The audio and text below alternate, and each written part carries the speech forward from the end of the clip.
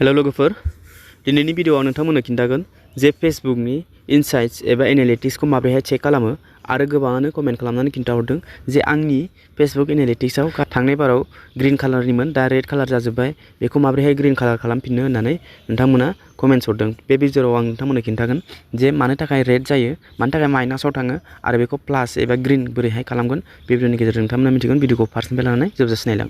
Red जानायनि थाखाय minus जानायनि थाखाय गोबाङानो टेनसन जायो, मानो थाखाय आंनि पेजआ मानो थाखाय डाउन जालांखो बेफोरबायदि नङा होमबा, ग्र' जानाय नंला, फेसबुकआ माबाफोर प्रब्लेम जाबाय नामा होननानै गोबाङानो सानो। स' नोंथांमोननि डाउटखौ आं क्लियार खालामनि। बेफोरबायदि जेबो नङा लोगोफोर, बियो मानो थाखाय रेड जायो, मानो थाखाय ग्रिन जायो, आं बेखौ नोंथांमोननो खिन्थागोरनि। अके, दानिया नैबेयाव दङ सि अल बा नोंथाङा गोजौआव दङ इनसाइट्स, बेयाव क्लिक खालामबाबो जायो। बे इनसाइट्सआव आं क्लिक खालामगोन। क्लिक खालामनानै बेनि डिटेल्सखौ बेयाव नुनो मोनगोन। स' बेयाव दङ लास्ट 28 डेज होनदों। लास्ट 28 डेज माने थांनाय मासाव थांनाय मार्चनिफ्राय नोंथांनि फेसबुकआ मोजां पारफरमेन्स होगासिनो।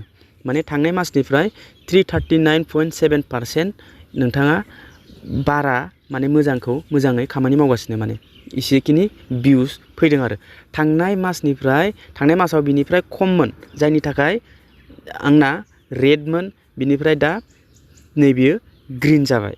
माने थांनाय बारनिफ्राय मोजां खामानि मावबाय। जुदि थांनाय बारनिफ्रायबो आरो बेजोंनो सेम टु सेम बा बिनिफ्राय आरो मोजां खामानि मावाखैमोनब्ला, बारा भिउस लाबोनो हायाखैमोनब्ला आंना बे रेडआनो जाफिनगौमोन। अके, बिनि थाखाय बियो रेड जायो। ओमफ्राय इन्टारेक्सन नोंथाङा नायनो हागोन, बेयाव इन्टारेक्सनाबो थांनाय बारनिफ्राय माने मोजां पारफरमेन्स होगासिनो, मोजां मोनगासिनो, बेनिखायनो प्लासआव फैगासिनो, बेनिखायनो ग्रिन जादों। नेट फल'वार्सआबो ग्रिन जादों, माने थांनाय बारनिफ्राय मोजाङै फैगासिनो आरोखि, बिनि थाखायनो ग्रिन जादों। रेड मानि थाखाय जायो, जेनेबा नैबे सिअलआव क्लिक खालामगोन। ओमफ्राय दानिया नैबेयाव दङ गाहायाव, बेयावथ' दङ लास्ट 20 डेज नङा होमबा। दानिया नैबेहाय दङ इंगेजमेन्ट। अके, थ' इंगेजमेन्टआ 587 इंगेजमेन्ट, बेबो ग्रिन जानानै दं, जेरावनोखि 434% सिगांनिफ्राय 434% माने मोजां पारफरमेन्स होदों आरोखि। रेड कालार मानि थाखाय जायो होमबा, थांनाय मासाव नोंथाङा जुदि मोजाङै पारफरमेन्स खालामदोंमोनबा, ग्रिन मोनबा, ओमफ्राय बे मासाव नोंथाङा ग्रिन खालामनो हादिया। बे मानि थाखाय जायो, थांनाय बारनिफ्राय नोंथाङा भिउस, इंगेजमेन्ट, फल'वार्स खम मोनदों, जायनि थाखाय बियो माइनास जादों।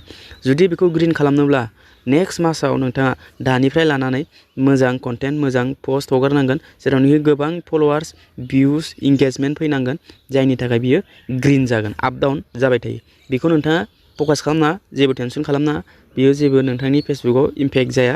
नोंथाङा कन्टेन्टआव ध्यान हो। अके, कन्टेन्टआव ध्यान हो, बियो अट'मेटिकलि ग्रिन जागोन। जुदि नोंथांनाव फल'वार्स, भिउस, अट'मेटिकलि इंगेजमेन्ट बारा जाब्लानो, सिगांनि बारनिफ्राय बे बाराव बारा जाब्लानो बियो ग्रिन जाफिनगोन। अके, स' बे ग्रिन, रेड बा प्लास माइनास जानाया बियो आप डाउन जाबाय थायो। जेरैहाय हमनानै ला नैबे 20 डेज, नैबे जा लास्ट 90 डेजनिखौ क्लिक खालामगोन, अब्ला बेयाव नोंथाङा नायनो हागोन, बे आंना 96%ल', बेयो रेड जानानै दंमोन। ओमफ्राय बिनिफ्राय आङो मोजां पारफरमेन्स खालामबोबाय, नै दिनै लास्ट 20 डेजआव नायदो, बियो ग्रिन जानानै थाबाय। स' बियो आप डाउना जाबाय थायो। अके, स' बेनिखायनो गोजा जादों, माइनास जादों, रेड कालार जादों होननानै जेबो टेनसन लानाङा। नोंथाङा गोसो हो, अब्लानो कन्टेन्टखौ मोजाङै फकास खालाम, बेयावल' नोंथाङा ध्यान हो। नोंथांमोना बुजिबाय जानो हागौ, बे मानि थाखाय प्लास जायो, मानि थाखाय माइनास जायो, गोजा बा ग्रिन जायो। अके, थ' बेयावनो नोंथाङा कन्टेन्टआव ध्यान होबानो जाबाय। आइ हप नोंथाङा बुजिबाय जानांगौ। भिडिअखौ मोजां मोनोबा लाइक खालामदो। अब्ला लोगो मोनगोन next video. Tata, bye bye and take care.